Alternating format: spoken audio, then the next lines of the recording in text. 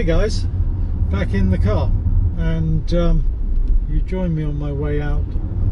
It's got a nice feel to it, and I do prefer the steel springs, having driven it a little bit now, because this is day 2, and I'm feeling that I like that extra sense of connectivity to the road, and the feel that you get back through the steering. Actually, funnily enough, when you go into sport and you've firmed up the dampers, the vagueness that I was feeling before goes away in the steering. So it's I just like the steel springs seem to suit me better.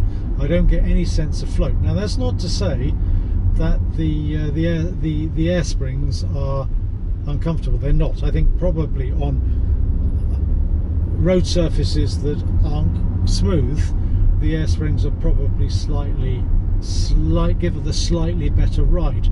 But when you're going quickly, I think the steel springs are better.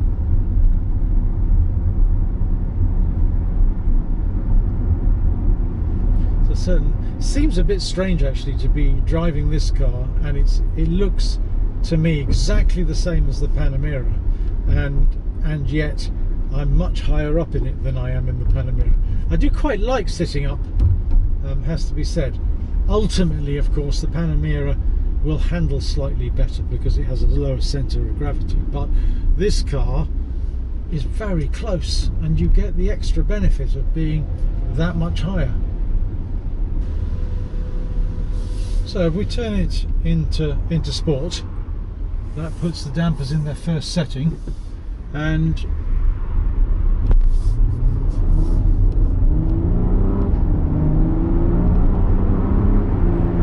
it's very quick actually now. It's 0 to 62 in 4.9 seconds if you have it with the Chrono Pack, 5.2 seconds if you don't. Truthfully, you won't notice. It really feels like it's picking itself up and it's on its way, as you get in a big car. It rises up slightly at the front and digs its heels in at the back, despite the fact, of course, it's full 4-wheel drive system, apportioning the power between the front and the rear as necessary through a diff. ZF 8-speed gearbox, which is quite nice too. I'm sure it's exactly the same as it is in the Panamera, but it seems to know intuitively when to change gear, which, I mean, is some of these automatics today, especially Mercedes, they just not that intuitive. So as a consequence, you really do feel like the car is always slightly out of gear. I've noticed that, not so much with AMGs, but with standard Mercs, whereas Porsche, the gearboxes are always fantastic.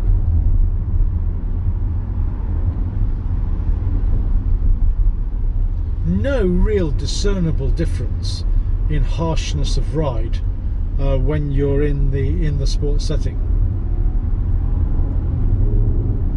But I like the way you get slightly more noise from the exhaust probably into the cabin, and I like the way the car seems to perform, which is nice as well. Really is a powerful machine. Love the instrumentation. I always said that with the Panamera. I mean, short of the Bentley Continental GT, the new one, I think this is the best dash in the business. Not had really any time exposed to the new Mercedes S-Class, which you might find is really superb as well. It's supposed to be quite a machine, but I've not driven it or in fact been in it as yet. And then in sport, there's a nice throb to the way that the car idles for a 6-cylinder engine, almost V8-ish, but maybe not quite as distinctive. That's really nice, a nice feel to it. But over and above everything else, I love the seats. The seats. We had these seats, or a version of these seats, in the Macan Turbo that we owned, and you know, they're quite the most comfortable seats I've ever had. very, very closely followed by the Panamera seats. But I think these have just got the edge.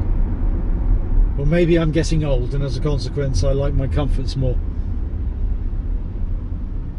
It's just a nice feel to it. Nice feel to it. The other thing I've noticed, that when you're in sport, the engine doesn't seem to cut out. I mean, of course, it'll cut out now as a consequence of me saying that, but it doesn't seem to cut out.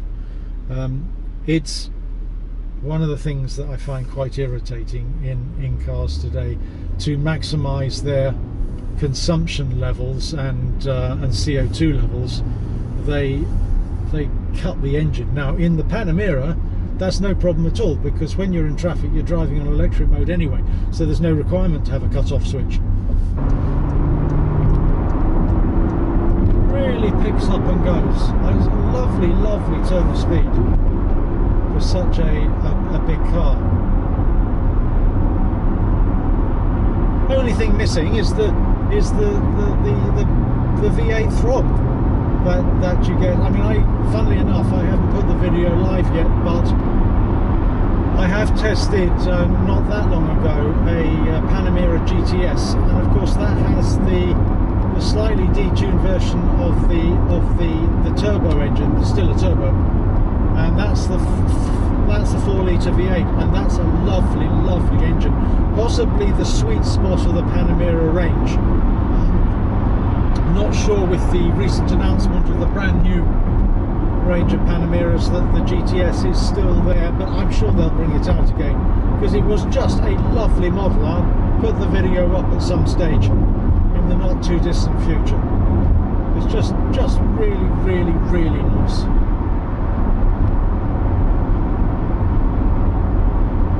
Doesn't want to go into 8th. When you're in sport, you have to manually tug at the paddles. I suppose if you were to be critical, you might say the paddles are a little bit small, but I'm not really noticeable. That's the first time I've used the paddles, so clearly this is the sort of car that you expect to do some fairly gentle driving in, I'd say. One of the things I like about Porsche is just it's, you know, they've obviously had to manufacture their cars to make a profit, but my understanding is, at least pre-COVID, they were amongst the most profitable cars on the road. But still, there's a feeling of quality inside any of the Porsches, actually, to be truthful, both in the Panamera and certainly in this. Lovely, comfortable, and durability to everything. I mean, they have cut back in places with where you might once upon a time have had leather and it's plastic, but not really anywhere you would see when you're in the driving position, or indeed in the passenger seat. It's nicely laid out, nicely planned, and it's a nice feeling. It really is a nice feeling when you get into the Cayenne. It sort of lifts you and makes you think, well, maybe this is going to be a bit of an event. Anyway, it's been quite a quick review, this one, because I wanted to say hi, let you know that we're still around, and I also wanted to take the opportunity to wish you all well for Christmas if I don't do another video, although I may well, and the new year. Hopefully next year, 21, is going to be a more pleasant year for all of us, and we'll not be under the same number of controls that we have been this year. Alright guys, well, it's Ian at SS8000 Cars, hoping you enjoyed the video, and signing off.